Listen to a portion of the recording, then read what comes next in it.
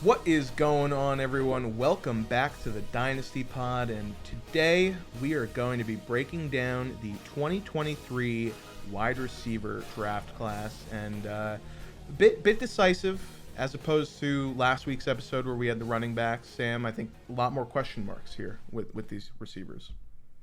Yeah, we were talking about it before we started recording, but I think we both agree that this wide receiver, I think everybody agrees that this wide receiver class is a lot worse than previous years, probably even worse than next year. There's no like Justin Jefferson or Jamar Chase or Marvin Harrison in this class that we know of, you know? Yeah. I say that we know of because I don't think people knew Justin Jefferson was going to be the Justin Jefferson of his class, you know? I mean, and there's going to be guys we'll talk about who I think could be somebody like that.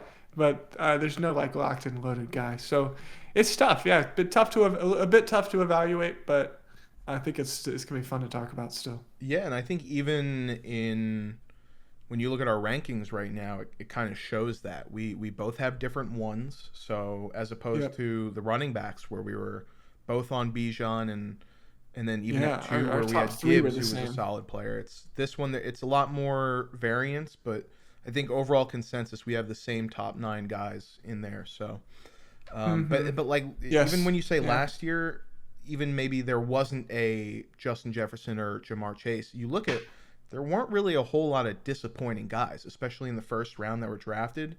If they disappointed, it was because of injury. So, I mean, we had Olave, Garrett Wilson, Drake London. All three of those guys looked really good. You know, even a lot of really solid wide receivers. If there wasn't like a great wide receiver in the last class, so yeah. But I think this one honestly is probably even a little worse than last year. But you know, I think because I still think that like Drake London has the potential to be that kind of consistent top tier, top 12 fantasy wide receiver once they get a quarterback there. I think we were both big Drake London guys in the last class, but we won't. You know, we'll see a bit of that tendency in our rankings here, right? We like the bigger big, body, tall alpha wide receivers. You know, so the playmakers. That's where the exactly. All right, so without further ado, let's kick off here, and we'll go in reverse order again. So we'll give you our number 9. We kind of cut it from the 10.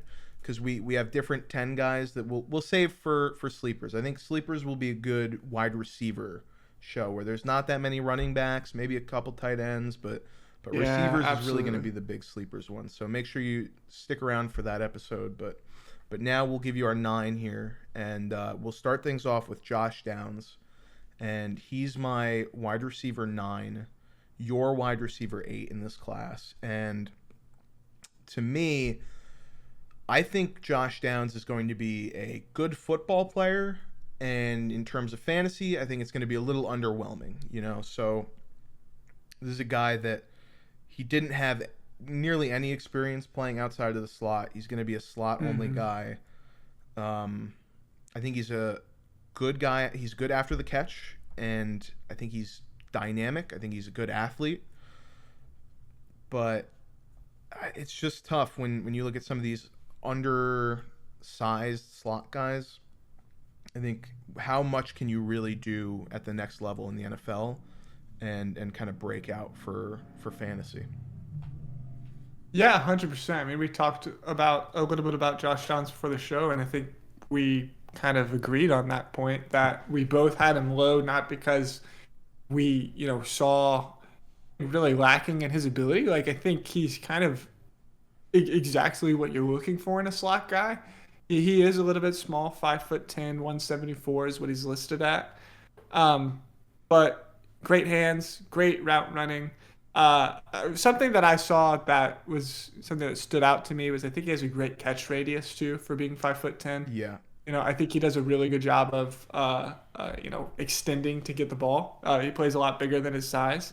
Mm-hmm. But ultimately, we're just describing something that's going to be a really good slot wide receiver. He's probably not going to be anything more than a Cole Beasley or Jamison Crowder type of guy, in the NFL, which is like sometimes those players have like a couple of good seasons that are good for fantasy, but like really most of those players are just kind of, and I don't even think he's going to be as good as those two, but he could be. Like that's probably the potential is like a Jamison Crowder. Maybe you get one or two good fantasy seasons. Because he is very good. He broke out early. He broke out his sophomore season playing with Sam Howell. So he's an early breakout age. But we'll talk a little bit later about kind of a similarly sized slot guy that we both really like.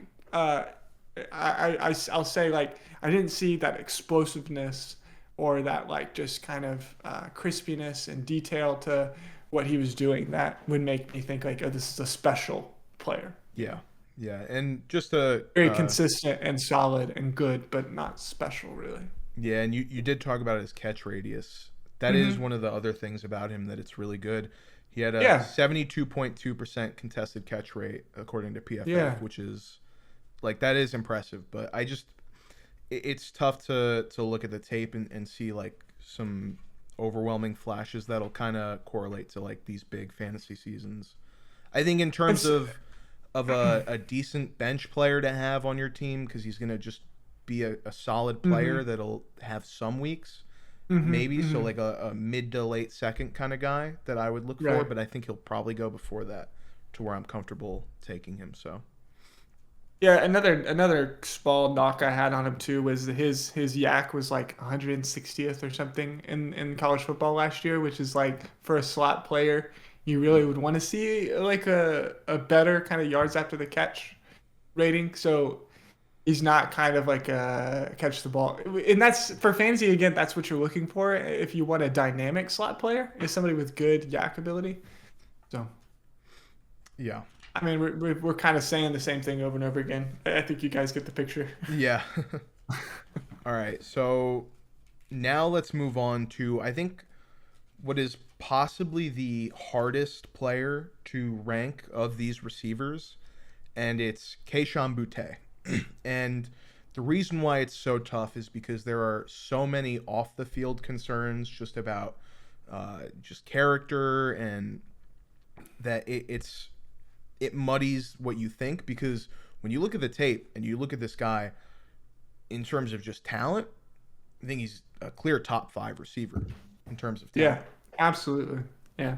So when it comes to the draft, you have no clue how much he's going to fall because of the off the field concerns and what that means for him. But I could see Boutte being a guy who fluctuates from the wide receiver 5 to someone that, I don't even want, the wide receiver like 16, 17, So it was tough to rank. I put him as my wide receiver 6. You have him as your 9.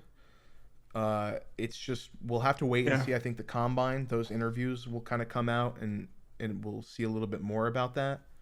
But I just think when you're looking purely off the tape, this guy is really athletic, amazing contested catch, and for a class that we'll kind of see is a little bit undersized. I think he's got a ideal size to be a good complete receiver in the NFL. Right, you're not saying Boutte is undersized. You're saying he has a good size compared to the rest of the class. Yeah, because there's a lot of undersized guys. So I think he's 6 foot 205. So pretty. Yeah, I mean that's a lot more towards what you're looking for in a wide receiver for the NFL. So and I think just another thing is in terms of negatives. He hasn't played a whole lot. He's still a little bit raw, going to need to develop as a complete prospect. So that's another thing is, how ready is he going to be going into week 1 of the NFL? That being said, wherever he gets drafted. But what are your thoughts on Boutte? Are you the same with me? It's just the off the field? Yeah. I had him lower because of I mean, I wouldn't even call it off the field. It's really kind of just attitude, It's because you see it on the field. There's plays on his tape where you see him like turning and yelling at the quarterback that he was wide open. And I mean, I saw this specific, I don't remember which game, but I saw this specific thing play out where He thinks he's open. The quarterback doesn't throw it to him. He turns around. You see him yelling at the quarterback. The next play, the quarterback throws it to him. He is open, but he's literally not even paying attention because he's so pissed off from the previous play. And it's like that kind of stuff. It's like, is he even going to be open to being developed? Like you said, if he's raw, like, is he even going to be open to that kind of thing, like coaching? It's hard to see. He clearly has kind of built up a certain idea about himself, and needs to be broken down a little bit. Now, maybe with the right team, the right coaching staff, that could happen. But I think he's going to be very landing spot dependent for me. It's going to have to be on a team that we know can handle that situation, right? Yeah. Like maybe the Steelers, who like have always, honestly, he seems like such a Steelers running back or wide receiver. I mean, that like would fall to the second round and the Steelers get him, and then you never hear about the off the field issues again until he plays for another team. That is honestly that would be an amazing landing spot for him, because I mean if there's I don't think it'll happen, but yeah. To turn around character issues, just spend one season with Mike Tomlin, and you're not going to be complaining anymore, So. Right, Mike Tomlin puts these guys in line, right? Yeah. So, and I mean, it's probably not going to happen, but it could. But it's going to be very landing spot dependent for me. I think if he's at the right landing spot, he could be. I mean, this is one of those guys that could be the guy who's the best one in the class. Yeah. It depending. Let's see. I'll talk a little about what I saw. Always catches with his hands. Every single time. Great yak ability. He's probably got the best like yards after catch explosion that I saw in the class. Not amazing separation, but good enough route running, I thought. And to me, like, even though I have him ranked lower, depending on the landing spot, he could easily be somebody that I target just because of the upside. Like, his upside is as high as the top 3 guys, I would think. Yeah. Yeah, so that's a real kind of head scratcher in terms of evaluations, but we'll just have to wait and see on Boutte and how everything kind of develops with him. But now moving on to what is probably going to be the most puzzling player that we have in the top 10 for just consensus ranks across the board. I think a little bit of a lower player in terms of everyone else's evaluations, but we have Marvin Mims here as our next receiver. I've got him at 8, you've got him at 7, and I'm really happy this is a player we both love, because just when I was watching him, I was like, man, this is going to be an amazing player. I think he's just going to be super fun. We'll see where his draft capital is going to end up being, but it's crazy to me that Marvin Mims is 5'11", 184, because he looks like he's a 6'2", 205-pound receiver when you're watching him. He plays so physical. He plays so physical. He plays way bigger than he actually is, and I mean that's and honestly, like 5'11", 180 is not bad. Like, that's not bad. Terrible size. But you would just expect him, the way he looks playing, that he's just even bigger than that. And I love that kind of a trait about a receiver. I think that's really good. He's a lethal deep threat. I think that's where he's going to make his money in the NFL. And I mean, he had the #1 yards per reception in college last year. Yeah. So I mean, that even above Jalin Hyatt, So I mean, he's really knows how to win vertically. Definitely. Yeah. Good contested catch rate, 54.5. That was solid. Has good hands. No real drop problems. Where this could be crazy, but when I was looking at these receivers, I feel like this is a more drop problem heavy kind of class. It seems like there's a little bit more drops going on than recent, but this is a really good solid player that I just really enjoyed watching the tape. I didn't have a whole lot, but I mean, I think some of the more physical corners in the NFL, I think he could get a little challenged by that, just in press coverage. How can he work against that? But I mean, I don't really have too much complaints when I've been watching Marvin Mims. So that's the thing. I mean, to me, like, these next 6 guys that we're gonna talk about after Mims, each of them to me has like a very clear weakness, And to Mims, but I will say they also each do something so well Yeah. that it's kind of like a trump card, you know? So Mm-hmm. they all have like this one glaring weakness and then one really good strength. Mims, like he doesn't to me have really any glaring weaknesses, Yeah. but he's also not, he doesn't have that one thing that he's really great at. So that's why he's kind of here for me. I think he's out of kind of everybody outside of the top six we're going to talk about next. He is kind of the most he might be the most like well-rounded wide receiver in the class, I would say. Well, besides like Adison, but he's a Mm-hmm. little bit bigger than Adison. So it's like he even doesn't have like, you know, so that's kind of a help as well. Only a little bit bigger, but slightly bigger than Adison. Yeah. Um, and so, you know, yeah, so ultimately I think the only reason he's this low is size, you know, and just a question of what he's gonna be able to do against NFL DBs. But yeah, I loved him. I thought he had great ball skills, physical. Um, you know, every year he got a lot better. Everybody was looking to him to Yeah. kind of dominate this year, and he did. Had a great year this year, over 1,000. I think he was close to 1,200 yards. Um, yeah, I mean, so he didn't face a lot of press coverage, so that is kind of the biggest, you know, question mark Mm-hmm. is with NFL DBs playing press coverage, is he going to be able to, you know, continue to perform like he did? So Yeah. But that's.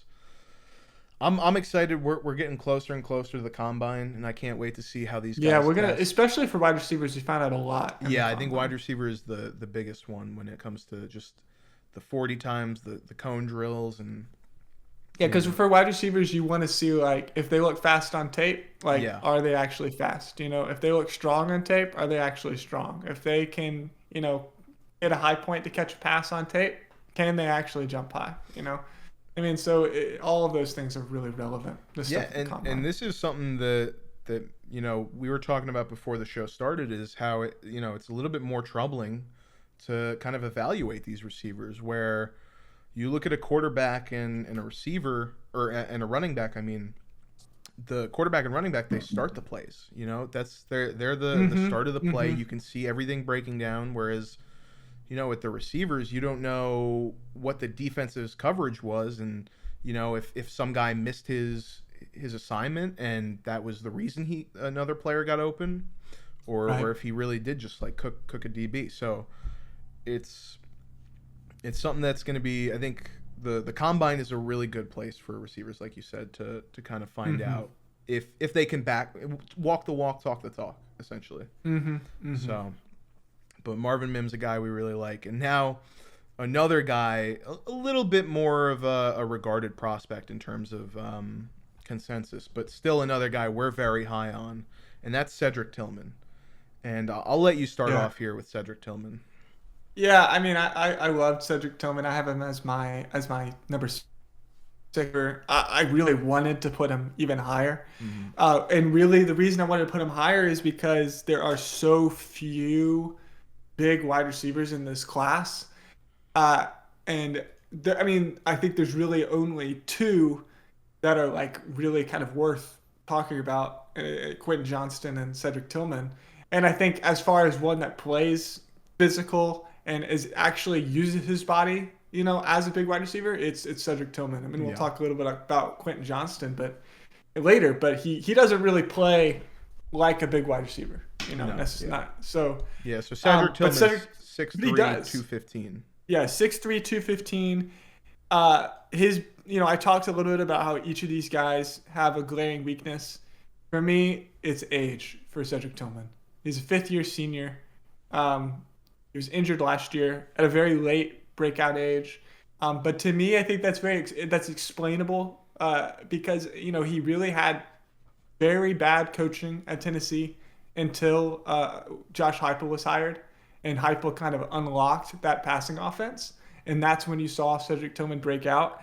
And I mean, when you watch him on tape, he absolutely dominates. I mean, he absolutely dominates on tape. Uses his body to you know push DBs out of the way. He's an incredible ball tracker, which is so important for these big guys. Good release and route running for his size. And I mean, you can watch him go up against DBs that are going to be drafted in the NFL. You can watch him play Kelly Ringo Yeah. and Cam Smith and Alabama DBs, and he dominates them. Honestly, I mean, Mm-hmm. he looks great against these guys. So and that's why, like, honestly, I wanted to push him higher. The only reason he's at 6 for me is age. Yeah. So 22, gonna be 23 before the season starts. So obviously for breakout and analytics, 2021 is that's pretty Yeah, early. you want to see an early declare. Yeah. Right. For analytics, so, and so that wide receiver, I would say, is one of the positions where analytics kind of factors in the most, where we kind of know some things that link to success. And one of the, just for the people who might not know this stuff that we're talking about, one of the things that's kind of most linked to wide receiver success for fantasy, at least, is breakout age, which means did they have like a, 30% plus, share of their offense at a young age, right? And so you want to see freshman, sophomore breakout age is typically 20, 21, or really you want to see like 19, 20, 18 breakout ages, and you want them to be early declares as well, coming out at 21 typically. So with him, you're getting like, let me pull up his stats real quick, but with Cedric Tillman, you're getting, I think his breakout age was pretty late. Yeah, it's his breakout was last year, 2021, his junior year. Yeah. So, that's his year. And the reason that that's a concern is because when they break out that late, it's hard to know if it's because they're just bigger and older and more experienced than the other people on the field, right? Yeah. Because age matters so much in college. These guys like progress so much more in their college years than in the NFL. And so that's why that's a concern. But again, to me, like it happened with the switch to Hypo. I think that's a very explainable reason. But I'll kick it over to you. Yeah. What do you think about? So obviously, I think he wins in the same sort of ways that Marvin Mims does. He's a really good deep threat. I just think he's better at it. He leverages his size really well to win. This is something we don't, especially for fantasy, don't look at as much. I think he's really great at blocking, so I think in terms of just being, I could see him going early. When I look at these guys, I think he's one of the better blockers in the class. So that's something you just have to look at for NFL and how coaches like to use receivers as blockers. But I think great deep threat. I think he's had some slight inconsistencies catching the ball. Contested catch rate is a little bit lower for a guy who's 6'3", 42.9%. But he's not an elite athlete. But I just think he's such a solid player in his size. He knows how to use it well. And for fantasy, when you've got a deep threat that I think could be as solid as he is, that's a guy I want more than someone like a Josh Downs, who is a better athlete, but overall, what's your actual workload going to be in the NFL to where, Cedric Tillman could be a guy who could have, I think Cedric Tillman's ceiling is like a T. Higgins, and his floor is like a Nico Collins. And yeah. That's Nico Collins is a player I love, and I know you do as well, but yeah, definitely. So, that's just what I saw, and but yeah. And I think the reason we like those guys is because you can't teach size and you can't teach speed. And so if they're fast and they're big, they're just at an advantage already, right? And hopefully some of the things that are less polished they can pick up. Yeah, and I said he wasn't an elite athlete, but I still do think he's going to be fast if he goes out and puts up a low 4.4. I think that's going to be really good for him, as long as he doesn't run anything, And I think he could get second round draft capital if he has a good showing at the combine. Yeah, and I think anything that is above third round capital that he can kind of push himself into is just a really big plus for him going into the draft. So just really hoping that he can kind of put out what I've seen so far and show these scouts that he's really worth the pick. Because in the mock draft database right now, he doesn't have a projection, but he's 81 on their big board. Rashee Rice at 64. I'd love to see him kind of hop over Rashee Rice with Yeah. just combine and kind of and pro day as evaluations kind of continue. Yeah. And I mean, the one thing you got to say is if you look at the next guy we're going to talk about is another Tennessee receiver, Jalin Hyatt. But Cedric Tillman was the guy last year, and Jalin Hyatt had a really good season this year, but in due part because Cedric Tillman did get hurt, and he was hurt this year. So that's why, he only had 400 yards, but I mean, just a really good player. And yeah, I think with Jalin Hyatt too, we could talk about him now, but I like both of the Tennessee guys. And what do you have Jalin Hyatt? I love that they're back to back for us. Yeah. So Jalin Hyatt, he's 6 foot 185. Yeah. To start, yeah. It was tough because I was looking at Quentin Johnston, who I'm a little bit lower on, and I was like, is the upside there? And I think for me, I was looking at Jalin Hyatt. I wanted to put Quentin Johnston ahead of him, and I just said to myself, I got to go with my gut. I got to go with my guy. When I look at Jalin Hyatt, I just see Will Fuller. And if Will Fuller, that's the comp that everybody's making for sure. Yeah, and if Will Fuller could have stayed healthy, and Will Fuller would have been a great player for fantasy. Yeah, he was when he was healthy. So I just see that. I can't unsee it in his game. I think he's going to do really well in the NFL. I think just one of the things you kind of worry about is the lack of production in college. He only had one really good year. So when you're talking about analytics, that's another thing you kind of look at that you don't really like is when a player has just one flash. But I mean, if you want to talk about the production and playing against the highest competition, some of these guys like a Tank Dell, he played at Houston, played against weaker competition. That's why he looked so good. Sam, Jalin Hyatt had 207 yards and 5 touchdowns against Alabama. Yeah, Alabama. I know. It's crazy to me when you look at his tape. He just looks so good. He's one of the fastest players in this class, if not the fastest. I think there's one guy that's going to be faster than him, but I think he's got really sharp cuts.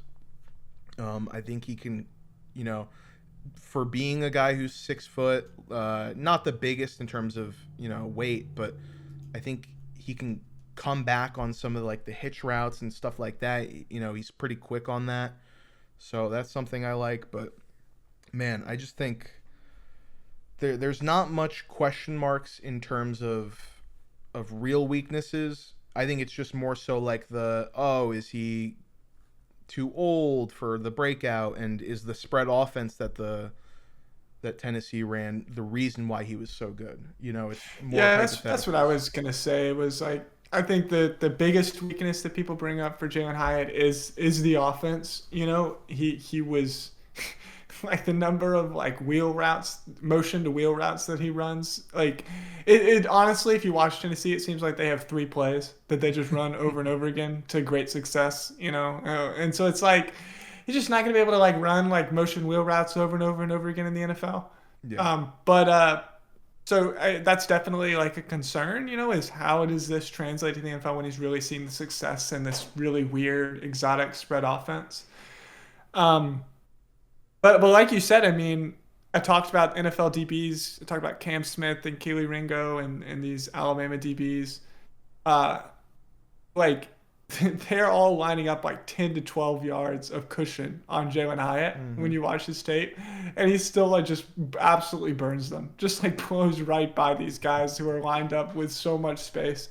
I mean, and that's just this it's just such a game breaker, and it's going to be a game breaker in the NFL. He's probably going to run high 4.2 speed. Now there's been kind of players in the last few drafts that have run that kind of speed that have been drafted highly and haven't really turned in anything. But I think Jalin Hyatt is the only one where you see kind of a link to real college production. I also love that you see like consistently you see him catch the ball away from his body. Like he has really good ball Mm-hmm. tracking ability and good ball skills there. Which is, I mean, that's going to be important in the NFL because I don't think he's going to have the same level of space that he had in college, just due to probably a more complicated route tree and faster DBs. So the fact that he's able to extend for the catch and kind of catch it at the furthest point away from his body is that's really important, I think, for how he's going to be able to translate. Yeah. Um, so yeah, I love Jalin Hyatt for all the same reasons you said. I see the Will Fuller comp. I do think Will Fuller had better production at Notre Dame, better ball skills, and better lateral agility than Jalin Hyatt. So I don't know if Jalin Hyatt's going to reach that ceiling, but it's certainly the hope. Yeah. And I mean, just in terms of, metrics, he had 3.27 yards per route run, which is one of the best, according to PFF. 60% contested catch rate, 76.5 grade against man coverage. So I just think he's going to be a really good receiver. Maybe not a day one impact. It could take him a little bit longer, maybe half the year to really get going. But I think he's just going to be a great player overall.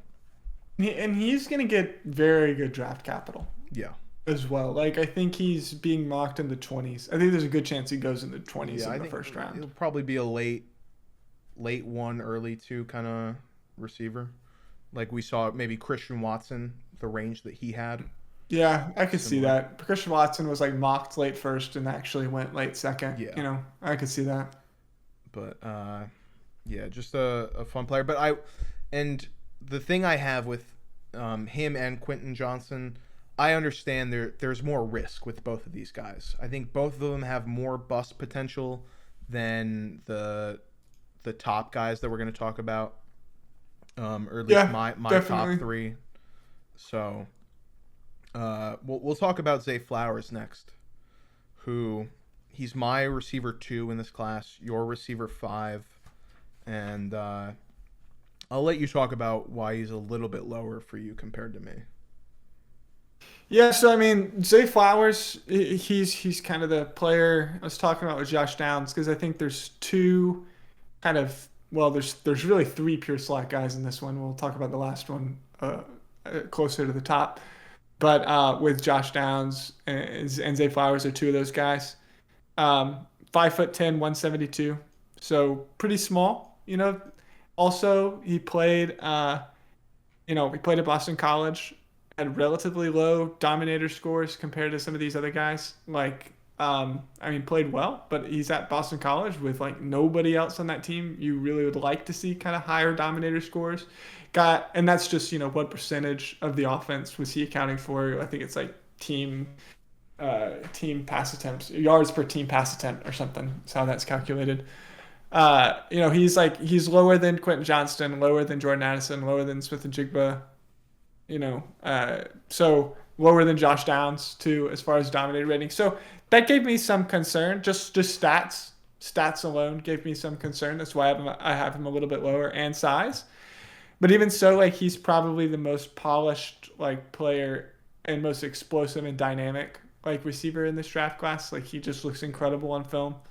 He's so polished. His routes are so crisp. Mm-hmm. He's like Josh Downs plus explosiveness. He's got so much more dynamic and explosive than Josh Downs. He did stay until his senior year as well, so he's also not an early declare, which is a bit concerning. I would have loved to see him in the Senior Bowl. Like, I don't know why exactly he didn't get a Senior Bowl invite. Mm-hmm. But it would have been really great, I think, to see Zay Flowers against some like better DB competition. I think that'd been great for his draft stock.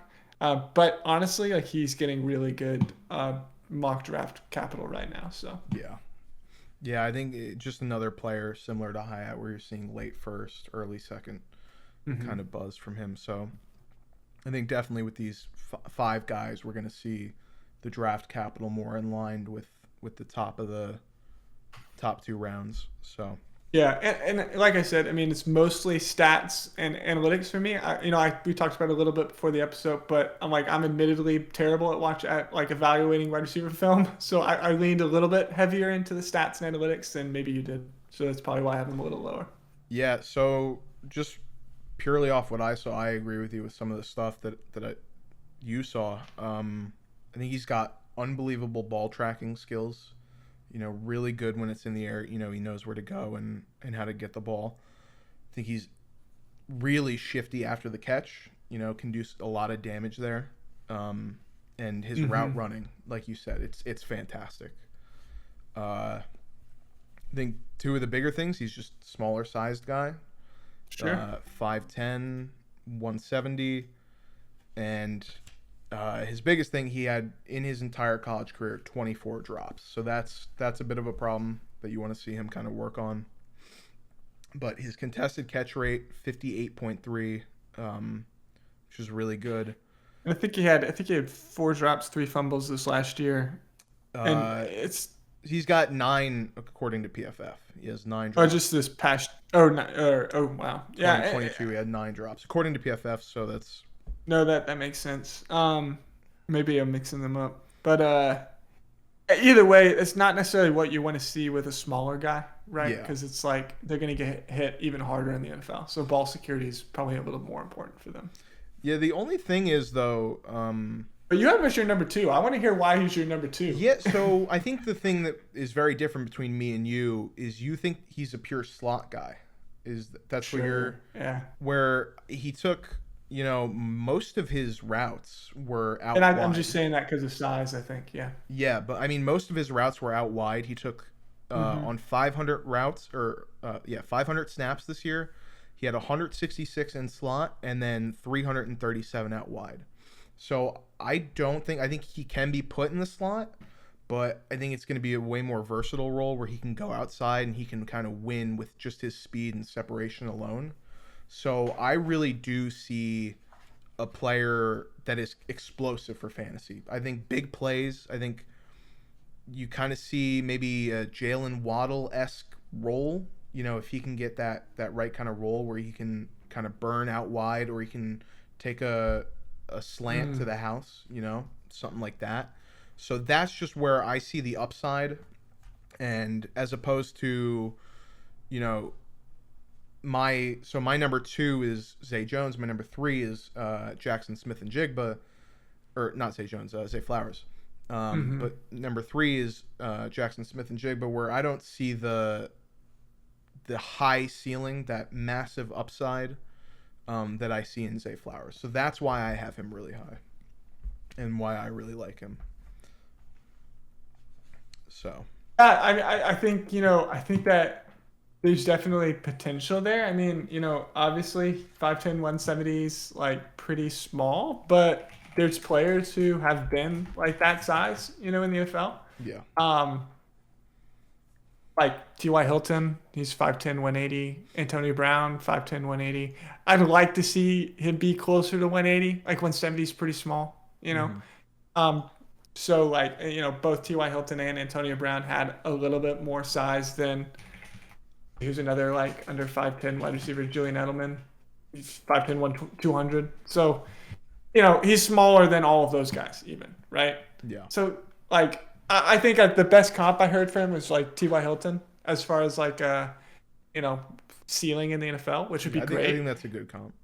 But again, I'd like to see him put on a little more size to get to that, and I'm a little worried about the lack of dominating on a like absolutely god awful Boston College team. So that's what gives me pause.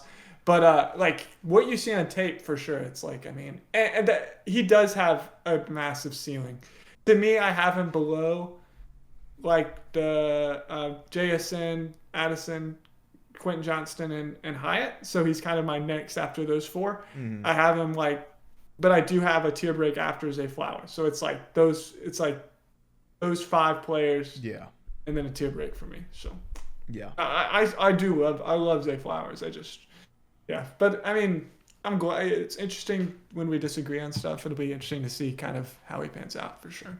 Yeah, and so I mean, we're in another situation now where in our running back episode, we kind of had flip flopped rankings on some of these guys. I think I had Sean Tucker. Yeah, this next guy was flip flopped again. 14. So we're flip flopping again now. So I had Flowers at 2, you had him at 5. Now on to Quentin Johnston, I have him at 5, you have him at 2. So yeah, so we're both putting our eggs in different buckets here. I think I'll start off here and talk about him. I see the high upside. I do. It's just, and like I said, which is the same thing I just said for Flowers. So yeah, and I see it. To me, when I watch Quentin Johnston, it's like watching Freaky Friday. Like, I have no clue why, but he doesn't play at his size. It seems weird to me. So Quentin Johnston, just to get his measurables here, is 6'4", 215. 6'4", 215, doesn't play at all like it. It's just from what I've seen. I mean, in terms of like the contested catches, high pointing the ball, it just doesn't seem like that's his skill set. It's the speed and separation of like a smaller guy is what you see. So, I mean, I think he's a very athletic, talented player, yes. And I do think he deserves to go in the first round. It just scares me when a player just plays kind of opposite to what they should be in a sense, or is just missing a part of their nature. Like, why isn't he playing as big? Can he just not do it? Or is he just being coached wrong? So I think for me, that's the biggest question mark is just like when you have a guy that's 6'4", I want his contested catch rate to be better than a 34.8%. And, he was also a guy who struggled with drops a little bit, 11.8% drop rate this past season with 8 drops. But, I mean, I can see why people like him. So to have him as your wide receiver 2, I don't think it's a real puzzling reason why. It's just for me, sure, there are guys that I like more and than I think are safer draft choices than Quentin Johnston. Yeah, so I'll speak a little bit to what you're saying. So, I was reading kind of a little bit of background on Quentin Johnston. What's really interesting is he actually, if you, they did an interview with him where they asked him who he modeled his game after. And the answers were Deshaun Jackson, Tavon Austin, and D'Anthony Thomas, which is like, what? Yeah. 6'4", 215. Why'd you model your game after Deshaun Jackson? What? And the reason is, he was actually Deshaun Jackson's size until his junior year in high school. Mm-hmm. He didn't grow to be 6'4" until his junior year of high school. And so to me, like, there is a reason for why he doesn't play like the size that he is. It's because he's only been that size for the last like 3-4 years, and I will say, and I think that the QB play, I mean, you could say what you will about Max Duggan, but I think the passing game at TCU is extremely underwhelming. I think if you watch the tape, Quentin Johnston is like wide open all the time, and they just don't throw him the ball. And so, like, I do think there's been he hasn't been developed, to play kind of as a more X wide receiver type because he didn't play like that in high school. I don't think that he was developed to play like that in college because I don't think that passing game really did him any favors. But the thing is, like, he's a freak athlete. Like, he has, the fact that he can run that fast at 6'4", 215 is insane, so like the upside is huge for me. And I kind of would tend towards the size speed combination upside over like what I see on tape upside. So I think, that's why I have him a bit higher, but 100% I see the same issues. He doesn't play big. He's not a natural catcher. He's really not. He's not a natural catcher. He catches with his body a lot, has some drops, but, so it's really raw, and I understand that's a huge risk. Like, is picking somebody who's like relatively raw and hoping that they develop more in the NFL. But I mean, he was still very good in college, so I'm willing to take that risk. And to me, just the upside. The reason I have number 2 is just the upside was higher than anybody else I could see in the draft. Honestly, I think he's the top upside in the draft. Yeah, and I mean, it's funny. I actually think you can kind of see flashes of Martavis Bryant, who is currently a guy That that 100. That's my comp. That's my comp for him is Martavis Bryant. Yeah, yeah, who I forgot to say that, but I 100% agree. currently, as of recording this right now, is the first XFL game going on in which Martavis Bryant Yeah. is playing in. So, but yeah, I I mean, mean, Martavis Bryant, when he was playing well, was incredible. yeah, I mean, yeah. he really kind of disappeared more because of off the field than on the field. Yeah, but I just fully agree. It's also, this is one thing that you can't kind of summarize. It's a little bit of a gut thing. Yeah, Just yeah. a gut thing, and you just kind of got to roll with it. When you get a gut thing, you just got to roll with it. So it's for me. We both had that in the running backs. We have it in the wide receivers here too. And that's what makes Dynasty so fun. Like I'm so excited to draft my guys, and see if I got it right. It's so fun. Yeah. I'm glad that you're not going to be competing with me for trying to pick Quentin Johnston. Honestly, I don't even know where I have a pick high enough to get him, so it probably won't matter. Yeah. All right. So now let's talk. Those were Quentin Johnston and Zay Flowers were kind of tied They are, for tied with us. tied there, and then we'll move into these other guys here that are also tied because we have them at. And I think and this is 3. fair. I think this is a tier break after these two guys. I honestly do. I think that Adison and Jaxon to me are in a different tier. Yeah, I personally, for me, I would have Zay Flowers. Well, in sure, this yeah, tier and as I would well. have Quentin Johnston in that Yeah. tier. But I think But I for think us yeah, as a consensus, probably. as a consensus, this is a tier break. And we'll start here with my guy, Jordan Addison, who I don't think that neither me or you dislike our other player in Njigba or Adison. Yeah, So for sure. So it's just love a Jordan Addison. personal preference here. And I think if you go back to not last year, but 2 years ago, the tape at Pitt, where he was with Pickett, he was dominating. He went to USC, regressed a little bit. So that's one of his negatives is that, his production went way down. But I mean, in terms of a full package receiver, you've got incredible hands for Adison, separation at all levels. He's got great release at the top of his route. Really good spatial awareness. I think kind of the negatives on him, he's not that elusive after the catch. He maybe doesn't have that top end speed. I really want to see where he comes in at the combine because I think speed's a little bit of a question mark for him. And like I said, kind of regressed going from Pitt to USC, but I think if you look at his tape at all levels, he can really be a dominant receiver. Just like maybe a smaller version of Stephon Diggs is kind of what I see, like at high end ceiling value. But so it's just, to me, I think when I look at him, I just see kind of just so much to love, and like all of that just completely outweighs his negatives. Yeah, I think he's 100% just from what you see on tape, the most well-rounded, exciting, like just special wide receiver that you see. Just like as far as just being able to separate in like an almost like hard to understand way. I mean, he really. His ability to get open is incredible. It is kind of on that Stephon Diggs level where it's like, this guy doesn't look like anything special, but he just, it's like when he's out on the field, just his ability to like, just his agility and his knowledge of the game and his ability to like, work DBs just means he's always open, And I think I 100% agree with the skill set for Stephon Diggs. I loved Addison. I love Addison. Honestly, I would have had Adison number 1. He's like my favorite wide receiver in the draft. I was telling you earlier, he's the one I would want the Texans to draft with the number 12 pick if he's there. Like, I love Adison.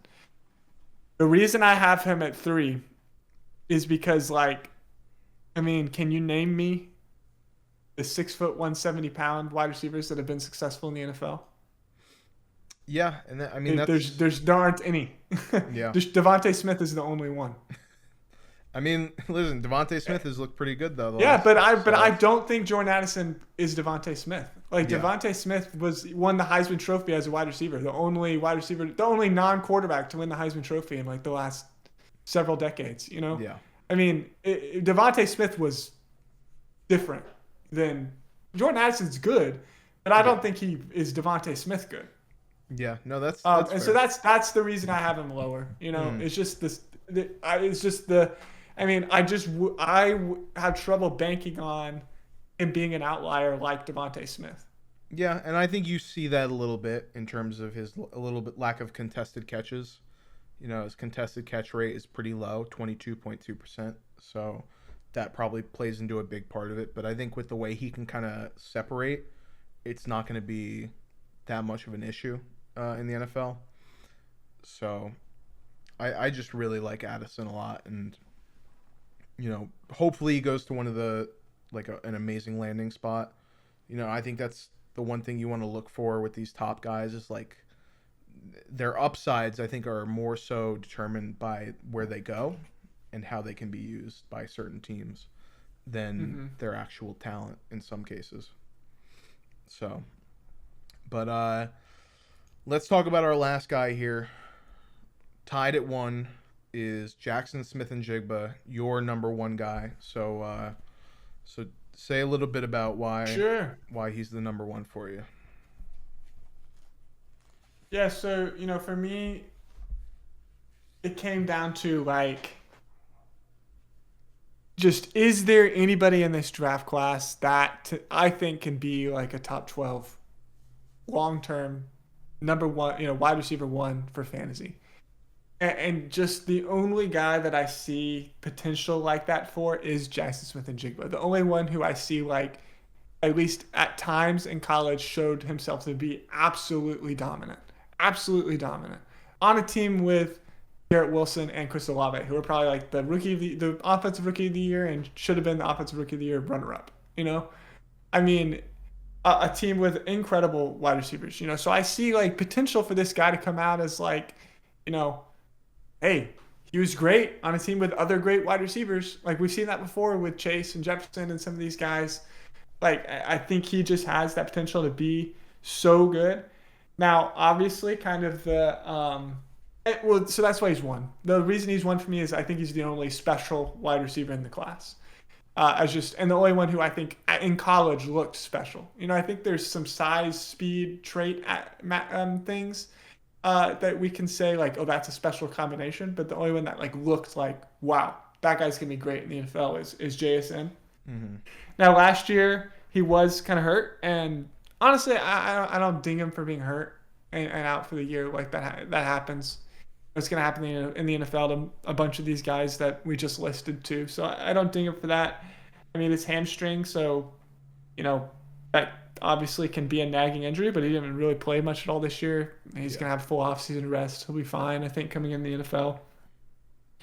And then also, though, it is the fact that he's going to be a slot wide receiver. It's like that's all he played in college. That's all he played in college. He doesn't know how to do anything else. He's not going to be on the outside. No, like, why would you put JSN on the outside? Like, putting JSN on the outside is like, it just doesn't make sense. It's like square peg in a round hole. Like, you have somebody that does the slot, like, incredibly well. Why would you put him on the outside? So he's going to play slot, you know, which is obviously that can be kind of a ding for fantasy. But for me, the comp is Amon-Ra St. Brown, a receiver that I love in Dynasty. I mean, this guy's he's been absolutely incredible in Dynasty so far. Now, obviously, that's because he landed on a team that needed him to be the type of player that he is. Yeah. So, I think it's going to be pretty landing spot dependent for JSN. I think he's got to be on a team where, like, they can run the offense through the slot, like Detroit has done with Amon-Ra. But I think the comp. I mean, I think everything is there for the Amon-Ra comp. I mean, I think size, speed, jump, strength. I mean, I think probably he was better in college than Amon-Ra. So, yeah, that's why I get excited about JSN. But I totally understand the worries about Because it is like it's gonna be dependent on a team that like is willing to funnel in the ball for him to be like a top wide receiver. Yeah, and I will say that I do like JSN. I think he's he's going to be a really safe player to draft this year. Yeah. And the only reason why he's a little bit lower for me, behind Adison and Flowers, is because of the fact that he's just going to be locked in as the slot guy. And obviously there are places that you can go and kind of be a dominant receiver for fantasy in the slot, but that's super dependent, and we'll see where he goes in the draft. But I also do think that, I don't ding him for missing this year, but it would have been good to see, was he getting so much open space last year because of Olave and Wilson being so incredible? And was that? I mean, he would have had the same amount of open space this year with Marvin Harrison and Igbuka, though. Yeah. So I mean, they're just as good, if not better. Yeah, it's tough to tell with Ohio State, but I mean, that's the only concern I have is, Yeah, I mean, I think he might have been moved to the outside more this year too, just because he would have been the more experienced one. So it would have been interesting to see if he could do that. Yeah. Because I mean, he's got the size. He's like 6 foot, over 200 pounds. Yeah, but 6 foot 198. By no means is this a player that I dislike. I think he's 100%. a fairly decent player, and like I said, I think he could be even safer than Flowers. But I like the upside. So, and I would definitely put him a tier above Quentin Johnston and Jalin Hyatt just because of safety. Sure. It's, I think, solid player. You know what you're gonna get with him. That's the one real thing is you know exactly what you're getting with JSN when you're drafting. Yeah, I think I completely agree on how his upside is limited, but I think, I think to me that doesn't speak more to like I should have somebody higher than him. It just speaks to the fact that to me this draft class is a weaker, yeah. So that's kind of where I stand on it. But like 100%, I completely see where you're coming from there. Yeah.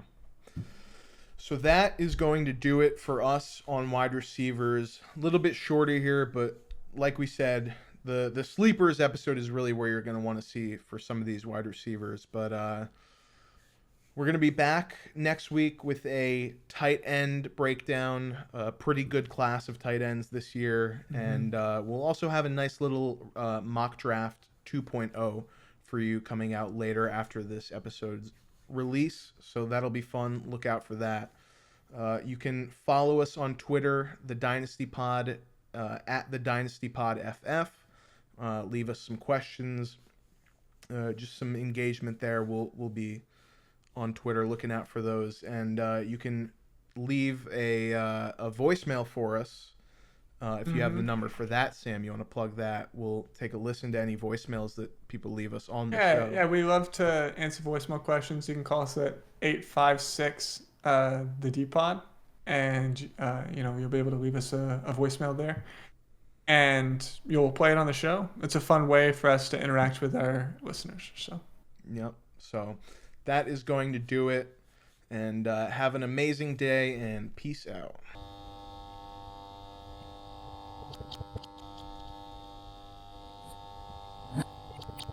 Yeah.